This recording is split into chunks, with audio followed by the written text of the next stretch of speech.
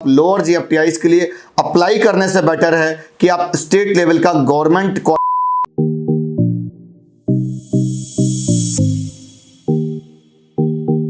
Hello everyone, तो यार जैसे कि कल मैं इवनिंग में ऑलमोस्ट 2 आवर लाइव रहा था, लेकिन उसमें बहुत सारी डाउट क्वेरीज ऐसी आ रही थी जिसमें एक एक करके यार सबको रिजॉल्व करना बड़ा मुश्किल हो रहा था। इसलिए मैंने एक वीडियो बनाई हुई है जिसमें कि हम बात करने वाले हैं कि कौन परसेंटाइल, एक तरह से मैं बोलूँगा रैंक के बिहाफ पर आपको किस पोर्टल में पार्टिसिपेट करना चाहिए और उस पोर्टल के साथ साथ आपको कौन से कॉलेज अलॉट हो सकते हैं। तो आप इस वीडियो को कंप्लीट देखिएगा कि अगर आपकी 1 लाख रैंक है, 2 लाख रैंक है, अगर आपकी 50,000 रैंक है, तो आपको पहले पोर्टल डिसाइड करना पड़ेगा कि आपको कौन से काउंसलिंग बोर्ड में जाना पड़ेगा, कहाँ के लिए आपको अप्लाई करना पड़ेगा। बिकॉज आपको कहीं ना कहीं बहुत सारे कॉलेज के बारे में तो आइडिया है, एज सच आपको ये नहीं पता है कि अभी आज जैसे मॉर्निंग में एक बच्चे की कॉल आई तो दिन उसने बोला 43,000 है या 40,000 रैंक है, वो एलएमएनआईटी जयपुर के लिए देख रहा है। तो एक बहुत ज्यादा कंफ्यूजन है, उसको ये नहीं समझ में आ रहा है कि मेरे को एनआईटीज या ट्रिपल आईटीज प्रेफर करना चाहिए या एलएमएनआईटी जयपुर प्रेफर करना चाहिए। तो मैंने रैंक और पोर्टल और कैटेगरी की भी बात की, कैटेगरी वाइज भी लिए हुए हैं और साथ साथ मैंने कॉलेज ऑप्शंस भी दिए हुए हैं। तो वीडियो को कंप्लीट एंड तक देखना ताकि आपकी काफी सारे जो डाउट्स होंगे वो इसके अंदर रिजॉल्व हो जाएंगे। फिर उस पोर्टल के अंदर आप उस पर्टिकुलर कॉलेज के बारे में रिसर्च आउट करिए, उसका थोड़ा सा ऑथेंटिक डेटा निकालिए, तो देन आपको थोड़ा सा एक आइडिया लग पाएगा। तो यार बड़ा सिंपल सा है कि जेई का एग्जाम एक ऐसा एग्जाम है कि उस जेई के बिहाफ पर ऐसा नहीं कि आपको सिर्फ जोसा और सीएसएबी की ही काउंसलिंग में पार्टिसिपेट करना है, उसके बियॉन्ड भी काफी सारे पोर्टल हैं। और कल मैंने ई बुक भी यार लॉन्च की हुई थी, तो ई बुक का लिंक मैंने डिस्क्रिप्शन पर दे रखा है, जाकर डाउनलोड कर लेना। सारे पोर्टल वाइज आपको टॉप कॉलेज का एक आइडिया लग जाएगा।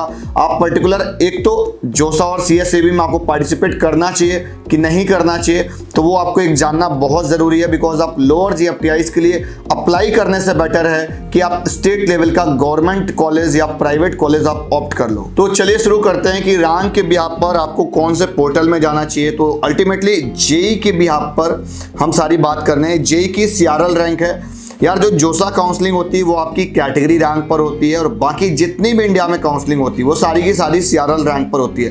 काफ़ी जगह ऐसा भी होता है कि जो स्टेट बोर्ड हैं, जैसे कि आपका राजस्थान है या आपका हरियाणा है या आपका इधर का बोर्ड ले लो, एमपी का ले लो, तो काफ़ी जगह ऐसा होता है कि वो अपनी स्टेट, हरियाणा में तो सच ऐसा नहीं है।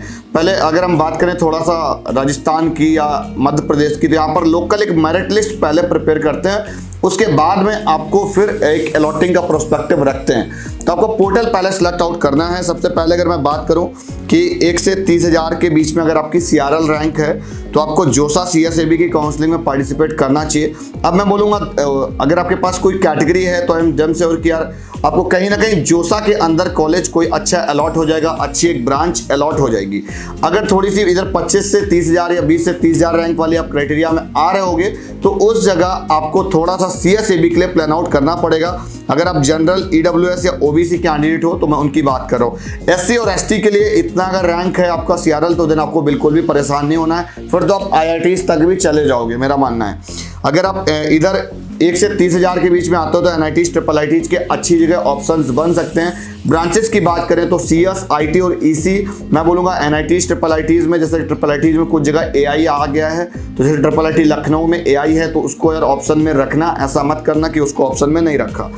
और आप धीरू भाई अंबानी के लिए भी अप्लाई कर सकते हो। अगर आपका 20,000 के अंदर का रैंक है तो देन एक बार वहाँ के लिए भी आप प्लान आउट कर सकते हो, वो भी डिसेंट एक इंस्टीट्यूट है। और आईएससी बैंगलोर के लिए भी देख सकते हो अगर आपकी रैंक सीआरएल 1 से 10,000 के अंदर है तो। उसके बाद अब अगर मैं बात करूं कि 31,000 से 60,000 तक रैंक है तो आपको कौन से पोर्टल में पार्टिसिपेट करना होगा।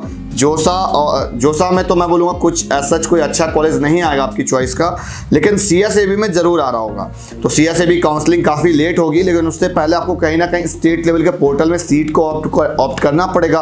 आपको कुछ ना कुछ पोर्टल्स में भी पार्टिसिपेट करना पड़ेगा।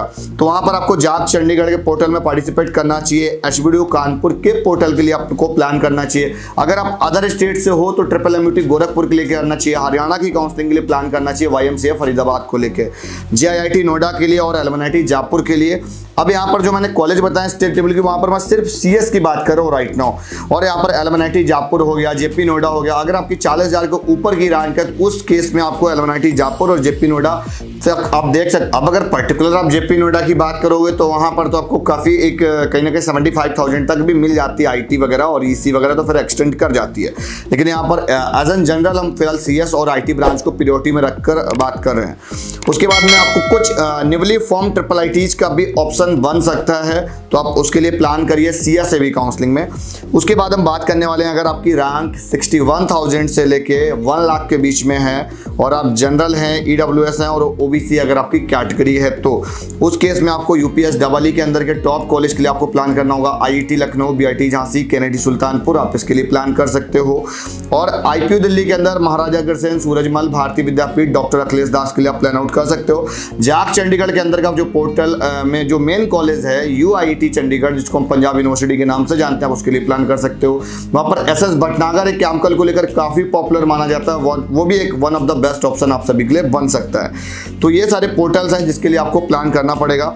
अगर आपकी रैंक 1 लाख से 1,60,000 के बीच में है, तो उस केस में आपको जो जीएफटीआईज हैं, जैसे कि स्लाइड पंजाब हो गया, गुरुकुल कांगड़ी हरिद्वार हो गया, इस टाइप के जो कॉलेज हैं, तेजपुर यूनिवर्सिटी हो गया, असम यूनिवर्सिटी हो गया, जो ठीक ठीक थोड़ी सी जीएफटीआईज हैं, जो मतलब कि काफ़ी अच्छा एक ऑप्शन आप मान सकते हो। ऐसा नहीं है कि वो एनआईटीज के टक्कर का है, ऐसा भी नहीं कि वो बीआईटी मिश्रा की एक कॉलेज टक्कर के है, समझ रहे हो बात को। बीआईटी मिश्रा, पैक चंडीगढ़, इन सब के नीचे वाले कॉलेज हैं ये। और जीएफटीआईज को लेकर मैंने अभी रिसेंट में एक वीडियो भी बनाया था, तो आप जाकर जरूर एक बार चेकआउट कर लेना। अब यहाँ पर जो एससी और एसटी वाले कैंडिडेट होंगे, इनकी अभी मैं थोड़ी सी बात करूंगा, तो इनको कहीं ना कहीं स्टेट लेवल पे एक अच्छे कॉलेज में एडमिशन मिल पा रहा होगा। जैसे कि मैंने यहाँ पर नोट लिखा हुआ है, एससी और एसटी कैंडिडेट को लेकर टॉप 15 एनआईटीज के अंदर कहीं ना कहीं लोअर ब्रांच मिल जा रही होगी, अगर उनकी रैंक 1,60,000 के बीच में है तो। और उनकी कहीं ना कहीं ट्रिपल आईटीज में उनकी चॉइस की ब्रांच भी मिल जाएगी। एनआईटीज में हो सकता है ना मिल पा रही हो, लेकिन ट्रिपल आईटीज में जरूर मिल रही होगी।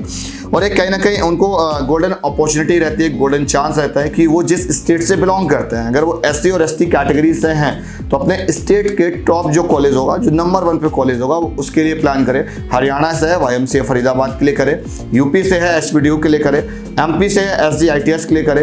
तो इस तरह से हर एक स्टेट में कोई ना एक अच्छा कॉलेज है, उसके लिए सिर्फ सीएस ब्रांच के लिए प्लान आउट कर सकता है। अब मैं बात करूंगा उन कैंडिडेट्स की जिनकी रैंक 1,60,000 से लेके 2 लाख के बीच में है। अगर हम बात करें कि 1,60,000 से लेके 2 लाख के बीच में है, ये सीआरएल रैंक चल रही है, जो जेई का भी सीआरएल आप सभी का आया हुआ है। तो राजकीय इंजीनियरिंग कॉलेज आप यूपी के लिए प्लान कर सकते हो, उसके लिए आपको यूपी से बिलोंग होना पड़ेगा। और राजकीय के जो स्टैंडर्ड के कॉलेज है, इस तरह के स्टैंडर्ड के कॉलेज हर एक स्टेट में आपको मिल जाएंगे। मतलब एट एन एवरेज वाले जो गवर्नमेंट कॉलेज होते हैं, मतलब ये कि अगर हमारा प्राइवेट के लिए बजट नहीं है, तो एट एन एवरेज वाले जो हम कॉलेज लेते हैं, उसके लिए हम प्लान कर सकते हैं। आईकेजी पीटीयू कपूरथला के लिए आप जा सकते हो, अच्छा कैंपस है, उसके कुछ ऑफ कैंपस है, वहां पर भी आपकी ऑप्शन बन सकती है।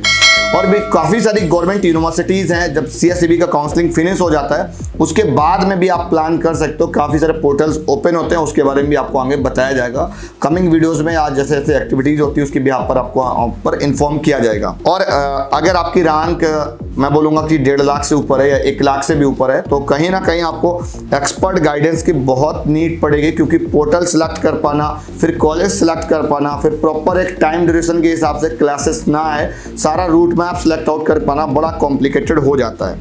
फिर भी कुछ पोर्टल्स के मैं आपको नाम बता देता हूँ, जैसे कि रीप राजस्थान में आप लो स्कोरिंग अगर आपकी है तो आप वहाँ के लिए प्लान कर सकते हो। गवर्नमेंट इंस्टीट्यूट के लिए और टॉप प्राइवेट इंस्टीट्यूट के लिए भी जा सकते हो। रीप राजस्थान के बाद आप हरियाणा के लिए देख सकते हो। उसके बाद यूपीएस डबल के राजकीय इंजीनियरिंग कॉलेज वाली मैंने बात बता दी कि जो गवर्नमेंट स्टेट यूनिवर्सिटी है उसके लिए जा सकते हो।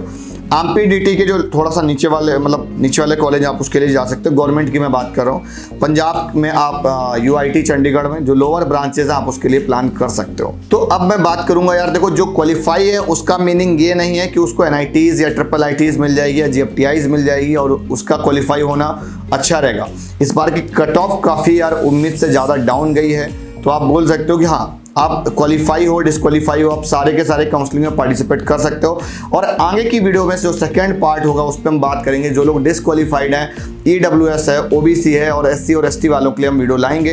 अभी अगर आप चाह रहे हो कि बहुत सारे लोग जैसे आप देख रहे होगे यूट्यूब में कहीं ना कहीं आपको काउंसलिंग से रिलेटेड आपको पेड काउंसलिंग सर्विसेज भी सारे लोग प्रोवाइड कर रहे हैं, तो मैं आपको एक 1100 रुपीज़ का जो हमारे यहाँ से बेसिकली पहले भी काउंसलिंग रही है, तो उसमें हम आपको पोर्टल सिलेक्शन बता सकते हैं।